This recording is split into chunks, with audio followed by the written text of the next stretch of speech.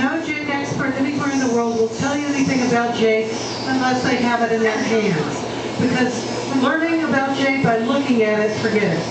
Every piece of jade is different from every other piece of jade. It's like human beings and DNA.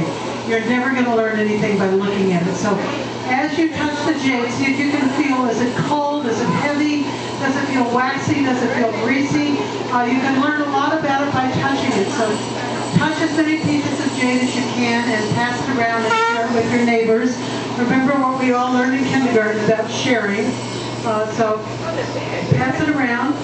We have 3,000 years of culture from 1500 BC to 1500 AD. We had millions of artifacts in museums around the world, and nobody knew where the artifacts came from. So the way you look for jade, I came here to look for the sources, is you grab your rock hammer and you start hitting rocks. I'm sure you all have your steel rock hammers at home. And if you hit jade, the harder you hit jade, the higher your hammer is going to bounce. You're going to feel it in your wrist. So this is jade. Right here, this is not jade. Right, you hear the difference there? Okay, this little rock that's not jade is slowly turning into dust because the steel hammer has a higher compressive strength than that stone. Jade has a higher compressive strength than steel, so every time I'm hitting the jade with the hammer, I'm destroying the hammer. So the jade has a shelf life of 400 million years. Now take a look at what happens to our hammers after about 5 or 6 months. Yep. That's a mess, isn't it? So the jade can theoretically withstand a direct nuclear attack. I'll let Sylvia show other people the hammer here. I don't know why they won't let me play with nuclear weapons, but they won't. But anyway, if you're going to build a fallout shelter, I strongly suggest you build it out of jade, because that's what a nuclear warhead would look like if it hit a jade fallout shelter. Now we're going to look at another property of jade. This is called translucency. This is what collectors and connoisseurs are looking for when they look at a piece of jade. They want to see what the jade looks like in translucency. And here's another piece of jade. There we go. So you never know until you hold jade up to the light what you're going to see. I like this one. It looks like the site all the way to Alaska and the Arctic Circle. Where the two tectonic plates come together right here, this is the tectonic plate boundary, and all the jade forms on the tectonic plate boundary through a process called subduction, abduction, faulting, as the tectonic plates move over and under each other. So when I got here in 1974, I rediscovered the first jade source here. It's an archaeological site with artifacts all over the surface. And in fact, all we've done in 38 years of jade collection in Guatemala is surface collection. We don't dig for jade. We don't mine, literally. So 1974, 1987, 1998, 2000, 2002, our last three jade sources aren't on this National Geographic map. But when we finish the tour, we're going to go into our showroom. In the middle of the showroom is a table with a big boulder on it. That is imperial green jade. That is the world's most valuable gemstone. That's what my husband and I were looking for 33 years. We finally found it. It is our retirement boulder. It is our pot of gold at the end of the rainbow. So be sure and touch it for luck. If you went to Ireland and you didn't get the Blarney stone, why did you bother going to Ireland? So you don't have to kiss my retirement boulder, just touch it. It will make you adequately lucky. Now, what is jade? North arrived in the 1500s. Europeans had never seen jade. So the first jade Europeans saw was brought back at the time of the Spanish conquest. And all the words for jade in European languages come from piedra de hijada in Spanish.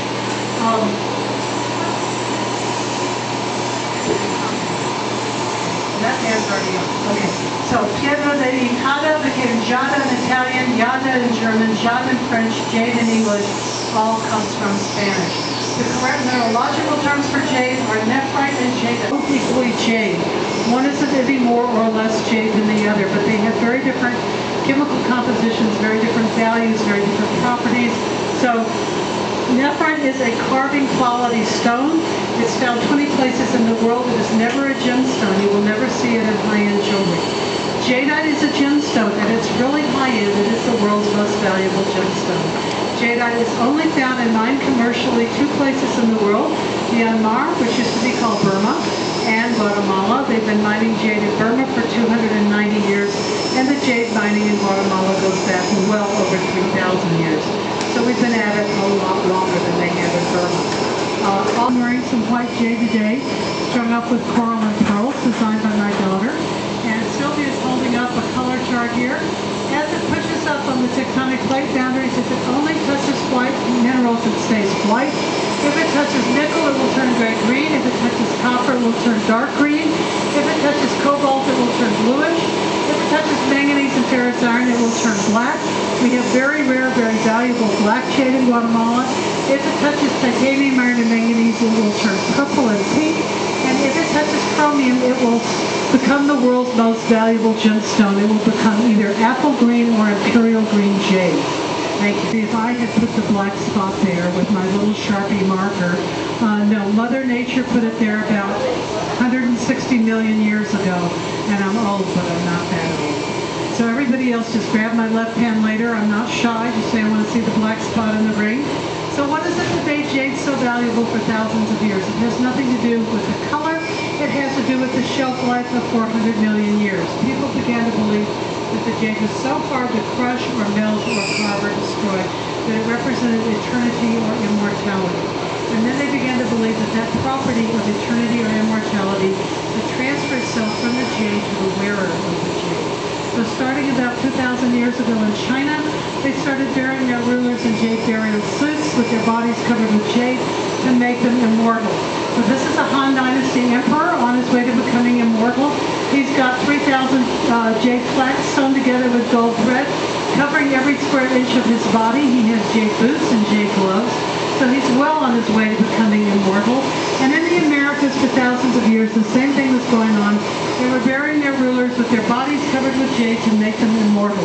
So this is a replica of a burial mask of Lord Quetzal, who was buried at Tikal in 540 AD. And this would have been over his face as his passport to immortality. The original from the National Museum in Guatemala City, but you're beginning to get the picture. The name of the game they were all playing for thousands of years is whoever had the most jade on their body when they die wins the immortality sweepstakes.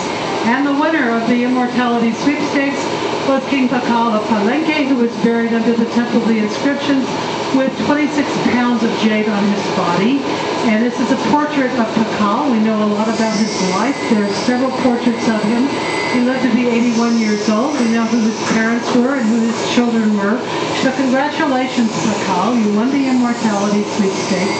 And for hundreds of years after Pakal's death, there was a speaking tube going down 5 stories into his sarcophagus from the temple above so that the priests up above could communicate with the immortal Pakal. So that's what was going on for 3,000 years, and then we have the Spanish conquest. And when the Spaniards arrived, they were looking for gold. They had never seen jade. They found the locals were worshiping jade. They declared the worship of jade to be idolatry, worship of false idols, punishable at the time of the Spanish Inquisition by torture and death. So it didn't take the locals any time at all to figure out if you wear it or mine it or trade it or carve it, guess what? They're going to kill you. So within 20 years of the Spanish conquest, 3,000 years of culture were totally obliterated, gone, wiped out. The temples crumbled and the jade sources were lost and the trails overgrew with rainforests. And when I got here 480 years later, I rediscovered the sources. I went to the Guatemalan government. I said, I've solved the archaeological problem. I found your sources of jade. And they said, no, we don't have jade in Guatemala. We would know it if we had jade in Guatemala. And you're just a crazy American, and go back to where you came from and don't bother us again. My feelings were hurt. So my husband and I, that's a photo of my husband and me there, decided that we were going to restart the jade industry, teach the descendants of the Mayans how to carve jade the way their ancestors had, make replicas of beautiful treasures from museums around the world, and sell them to, let's see, tourists. Now what's wrong with that picture? Tourists all said, we've never heard of jade from Guatemala, so it was very uphill.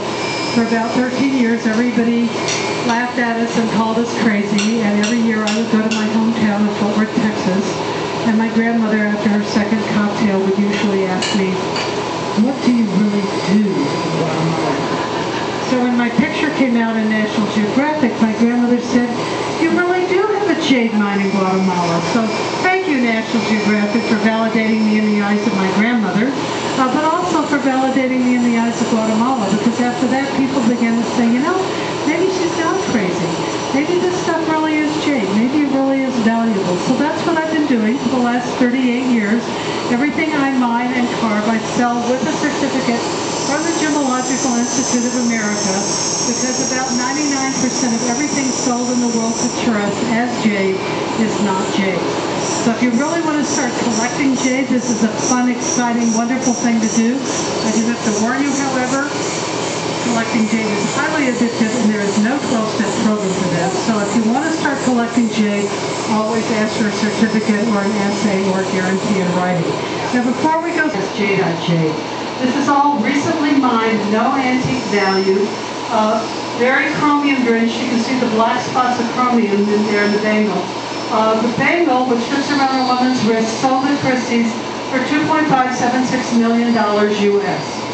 The 27 beads along the top, $9.3 million US. And the earrings, which are cheapened because the buyers don't like diamonds, $1.55 million US. Now, who buys this and what are they buying?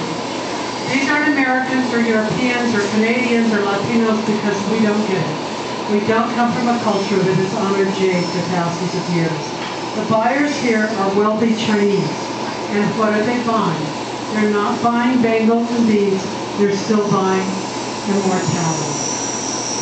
So it's the sacred nature of the jade that drives the jade market in the world today. In Guatemala, we have a different philosophy. We believe everybody should own a piece of jade. First of all, it'll last you for 400 million years. It's something nice you can pass on to your grandchildren that they can't destroy overnight if they're like my grandchildren. But also, every time you touch it, it gets prettier and you get luckier. So there's a win-win. So we made a very nice little disc inscribed with the Maya hieroglyph for any day in the sacred Maya calendar, the last 5,000 years. You can pick a date. And they come with a card describing that day in the Maya calendar and with a GIA certificate. And you can get something gorgeous designed by my daughter or my granddaughter. But a percentage of all of your purchases will go to contributions to the Maya Conservancy, which is a nonprofit, which is a give back to the Maya people to help them, the 6 million Mayas living in Guatemala today, recover some of the disappearing aspects of their heritage and traditions. And that's my story, and I'm sticking to it. Thank you.